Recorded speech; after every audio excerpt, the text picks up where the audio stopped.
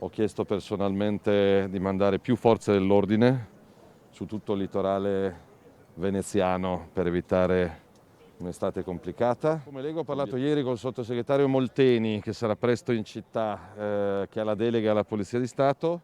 Fortunatamente siamo riusciti, insistendo, a reintrodurre il progetto Spiagge Sicure, che ho promosso io come ministro, che poi era stato cancellato, il che significa uomini, soldi e mezzi.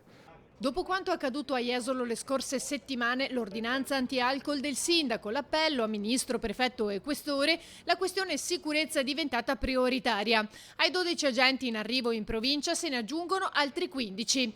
L'ha annunciato il segretario della Lega Matteo Salvini a Mestre per dare il benvenuto ad alcuni sindaci entrati nel carroccio e per fare il punto su Venezia, il turismo, la crocieristica. Stiamo lavorando per una mediazione. Venezia è un patrimonio del mondo e quindi va protetta da ogni punto di vista, e anche il turismo a Venezia andrà rivisto e ripensato.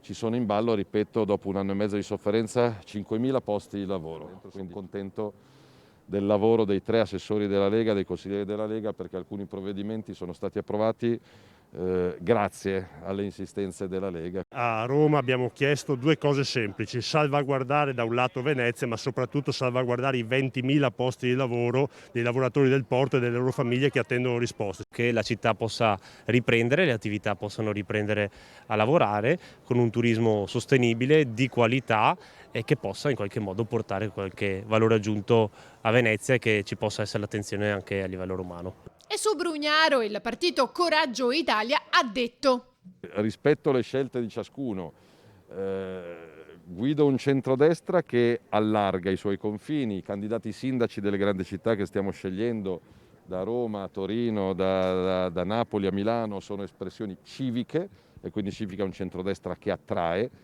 che allarga, quindi benvengano anche nuove forze, basta che lavorino per unire.